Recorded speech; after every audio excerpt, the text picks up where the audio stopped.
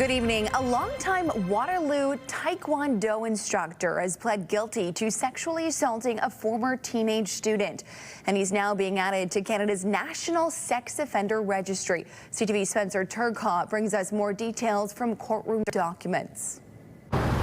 This is where Waterloo Taekwondo coach Gregory Bauer owns and operates his own studio. It remains open and he'll continue to coach there. Bauer recently admitted to sexually assaulting a former athlete he coached more than 2 decades ago. Bauer, seen in this archived CTV News footage from an unrelated story in 2017, is now a convicted sex offender after pleading guilty in a Kitchener courtroom to sexual assault involving a victim who was a minor between 2002 and 2004.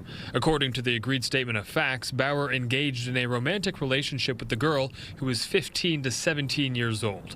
The Crown says in that period, the victim moved into Bauer's residence with him and shared a hotel room with him on at least one occasion during a competition, adding that Bauer, who was in his 40s at the time, engaged in sexual touching with the victim on numerous occasions, at least weekly. The Crown told court the victim wanted to become a national champion in Taekwondo, and she believed that remaining with Bauer was the only option to get there. The Crown acknowledges that Bauer could not have been aware of the victim's mindset.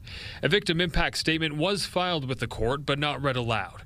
In sentencing, the judge said the victim needed guidance, she needed a mentor, and she needed a leader, and unfortunately, Mr. Bauer took advantage of this. And also noted the victim said the offenses profoundly damaged her mentally, emotionally, and physically. In the end, the judge accepted Bauer's guilty plea, sentencing him to 2 years less a day to be served in the community, followed by 3 years of probation. He was also ordered to register with the National Sex Offender Registry for 20 years and received an order restricting his contact with children. However, Bauer will still be allowed to operate his Taekwondo studio and coach young athletes, provided he is supervised by his son or another adult who is aware of the conviction and restrictions. 2 other charges against Bauer in the case were withdrawn. Spencer Turcotte, CTV News, Waterloo. A 19-year-old was seriously hurt after the e-scooter he was riding collided with a vehicle this morning. It happened around 6:30 in the area of Northfield Drive West and Parkside Drive. Police say the Kitchener teen was riding his e-scooter eastbound on Northfield when a Toyota driven by a 25-year-old man was changing lanes and hit him. The teen was thrown off the scooter, suffering serious but non-life-threatening injuries, and was taken to an out-of-region hospital by paramedics. Waterloo Regional Police say the investigation is ongoing and charges are anticipated. Anyone with dash cam footage or who is a witness to the incident is asked to get in touch. And more than a decade ago, a 52-year-old man vanished from his Kitchener home and hasn't been seen or heard from since. As the 12th anniversary of his disappearance approaches, Jed Ouellette's sister and the investigator assigned to his case are speaking publicly, hoping someone has information. CTV's Hannah Schmidt has more in this week's Unsolved 519.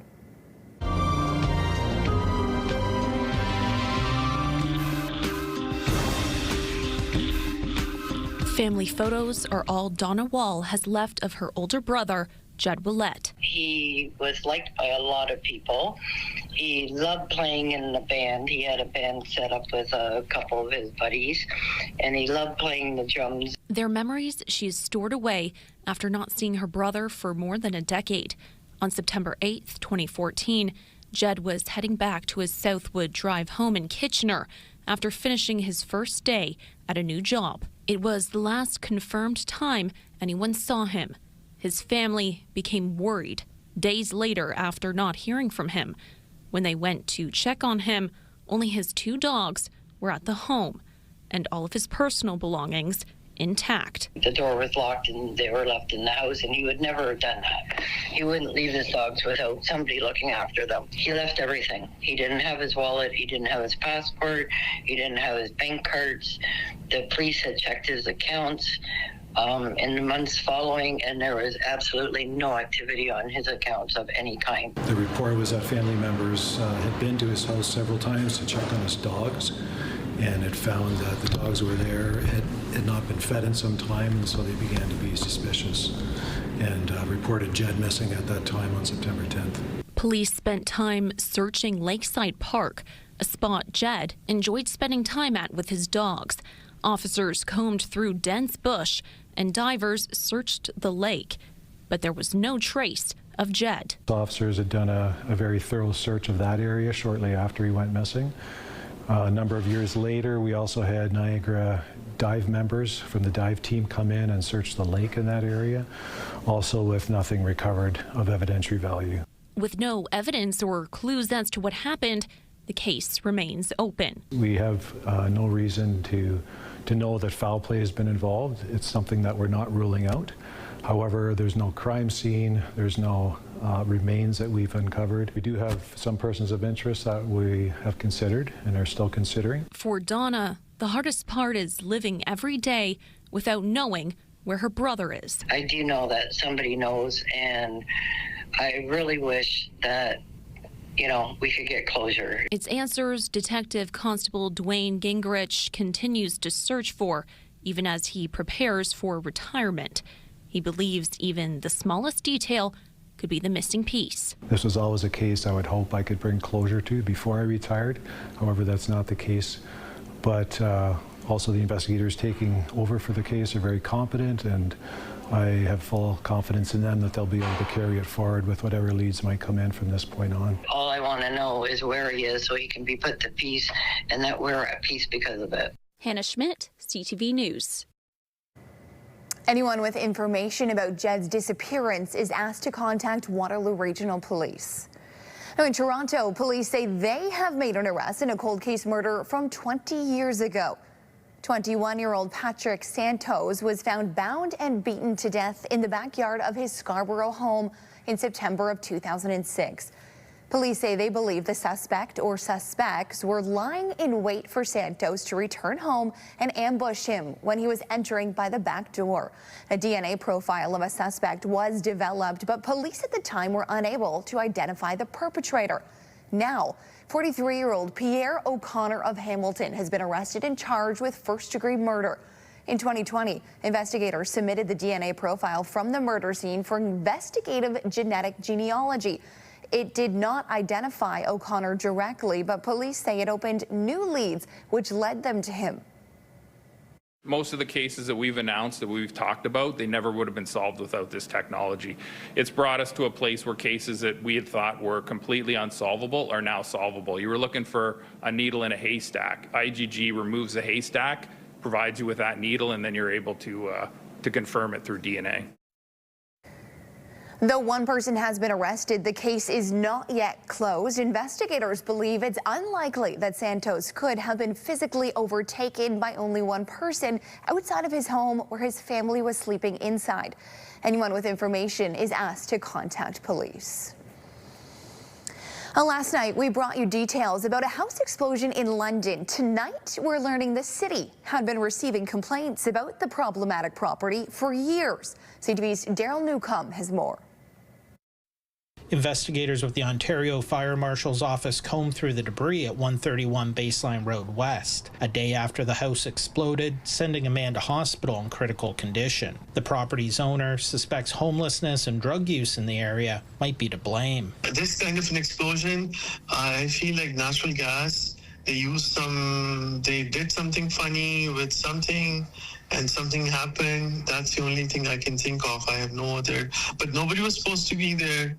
And it was properly locked. Asif Sheikh says economic conditions have not been conducive to breaking ground on his high-rise development. However, he denies that the house was abandoned, adding a property management company was looking for a tenant. A few weeks ago, this was rented. This was not an abandoned house or anything like that. This was I have a property management company. But for years, neighbors have complained to Ward Councillor Skylar Frank about the property, including the morning of the explosion. Property standard violations, concerns about issues on the property, and I've also, in fact, asked in the past for fencing to be put up around the property and proper securement of the property so that we don't have all these issues. I was a few weeks ago. There's an active property manager who's taking care of the property. What else do you want me to do? As far far back as October 2023, Frank suggested demolishing both houses on the site. In April 2024, fire severely damaged the one at 129 Baseline West. We need to look at how we are dealing with vacant buildings, especially in regards to ones that are awaiting an infill opportunity.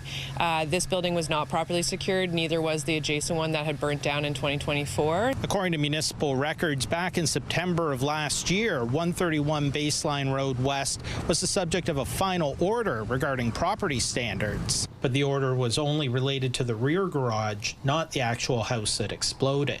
Determining a cause of the blast could take time as investigators look for clues in the rubble. We have brought in heavy equipment to help our investigators move some of the debris in order for them to continue their investigation. Meanwhile, just outside the fire line, there's evidence of a well-used homeless encampment. You get stuck with tenants, or you keep it empty and then you're stuck with homeless people breaking into. Should they be demolished earlier if no one is living in them, if they're slated for redevelopment?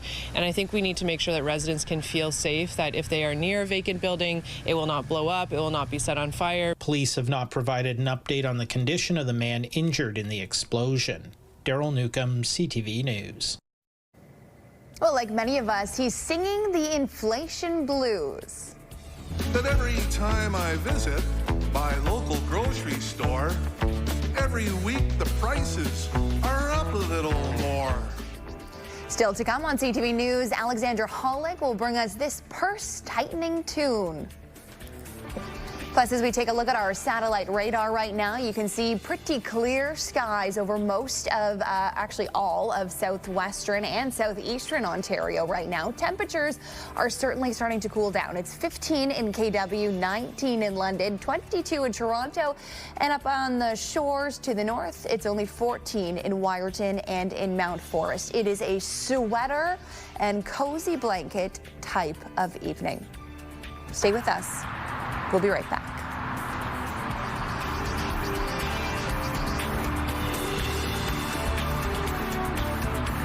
Download the CTV News app and stay on top of local stories as they unfold. We go to a dramatic scene unfolding. Customize your feed and watch live wherever you are. CTVKitchener.ca, your home for news.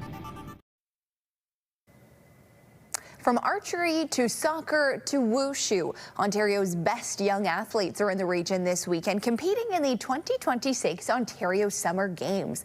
Now, day one of the three-day competition started today, and the opening ceremonies were held this evening.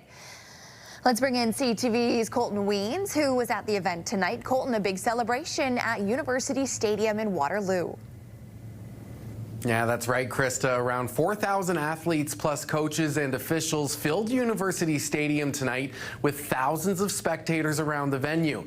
And as the region says, for many of these athletes this weekend, it's their first time competing on this kind of stage.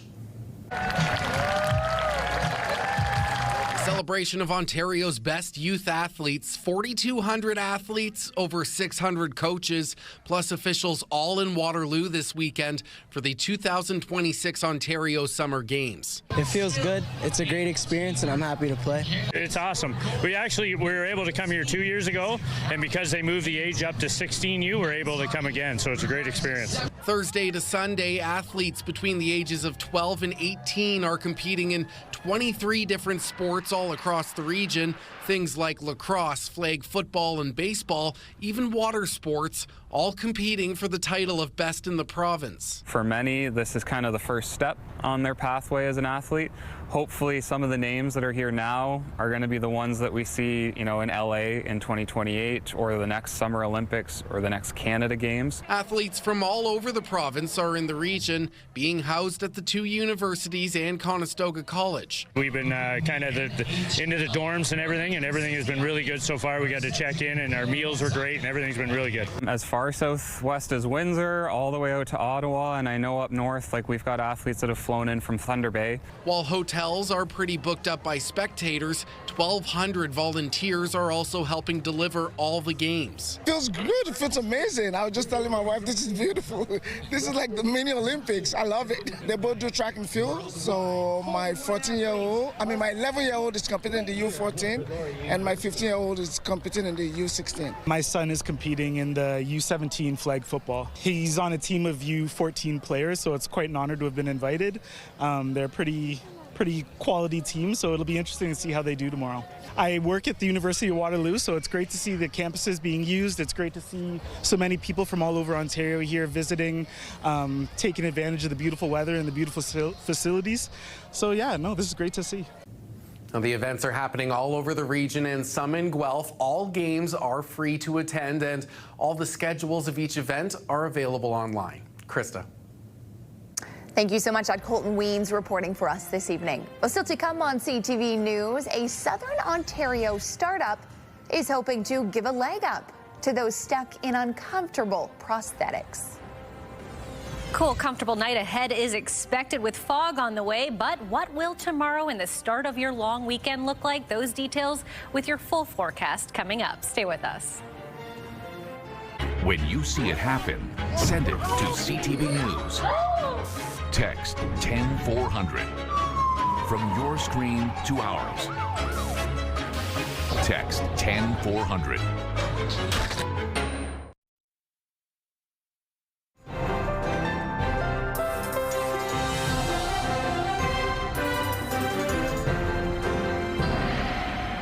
Well, welcome back. We have a shot now from our tower cam, which is being a little finicky. You can see that the traffic's not really moving. It's frozen at this hour, but it does give us a view of the clear skies we've been having this evening. Right now at 11:50 p.m., nice and dry, very cool, but a perfect time to get cozy in your blanket. Here's Ashley Bacon with a look at the long-range forecast.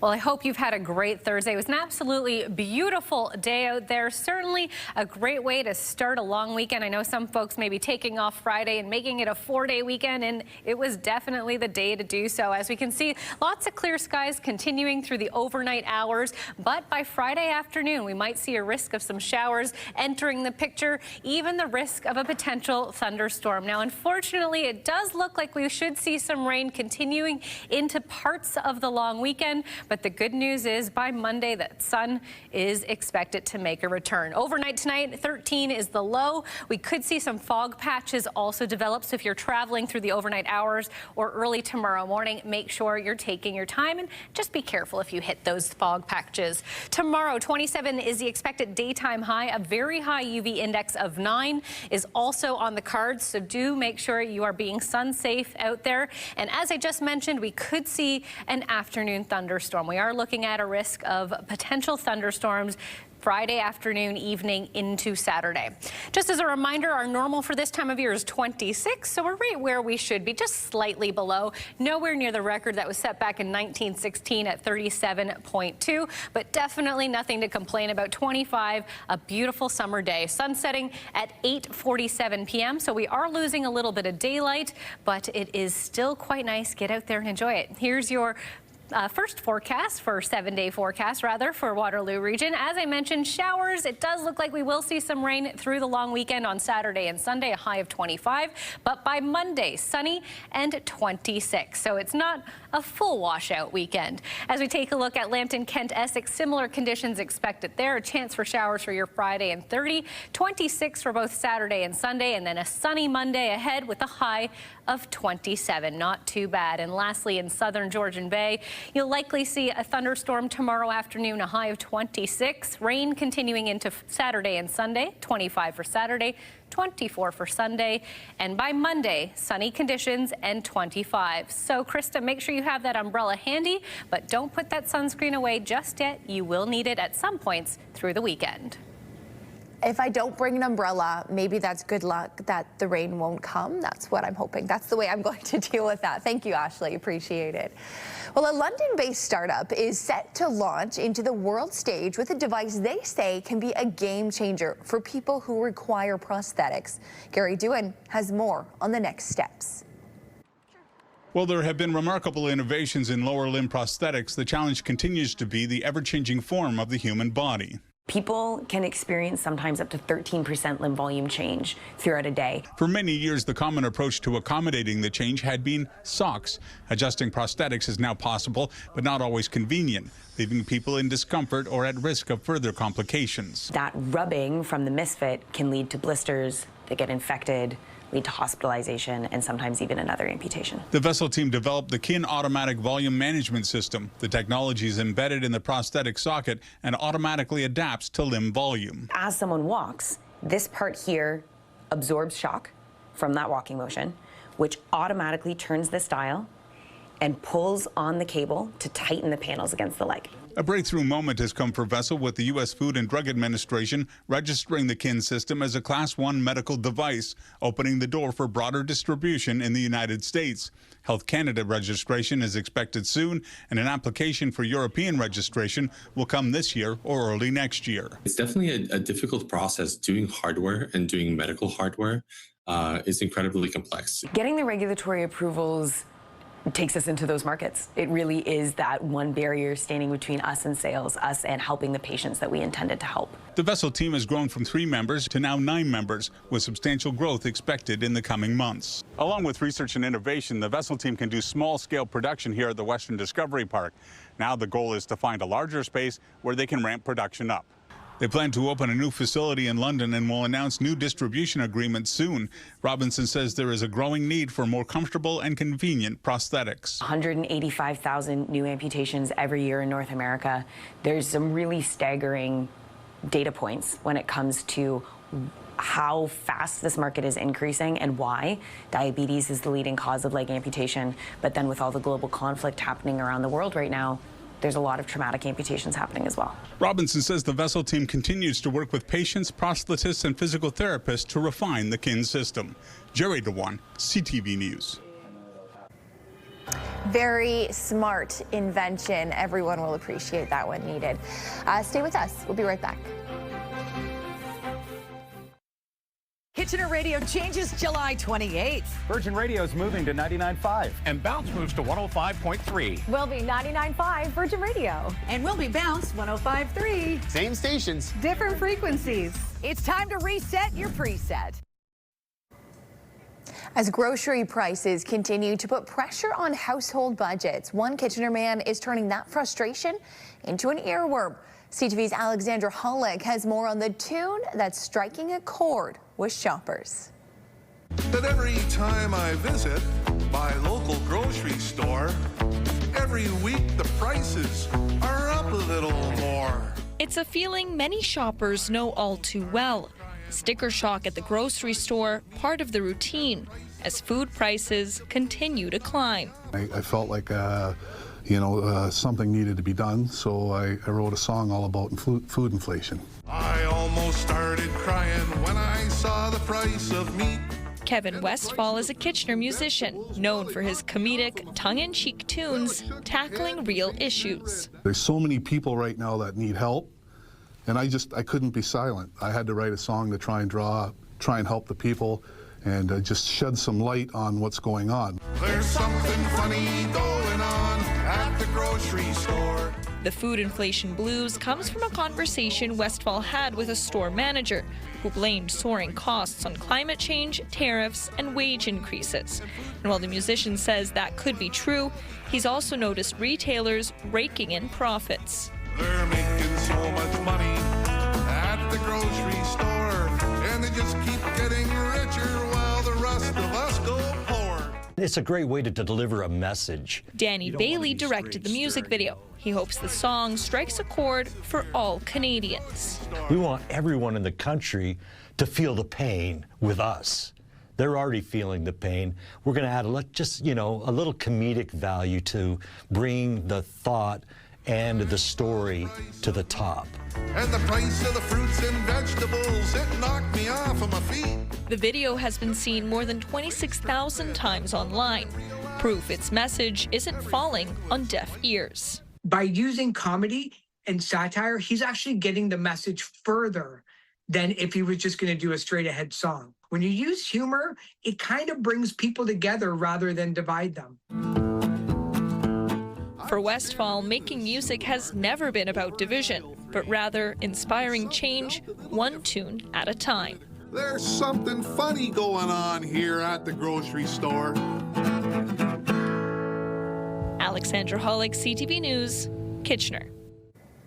Very clever. I appreciate that. It kind of has a bit of a Stomp and Tom Connors feel to it. Very catchy. Well, you can find news anytime at ctvnewskitchener.ca. Thanks so much for joining us. Have a good night.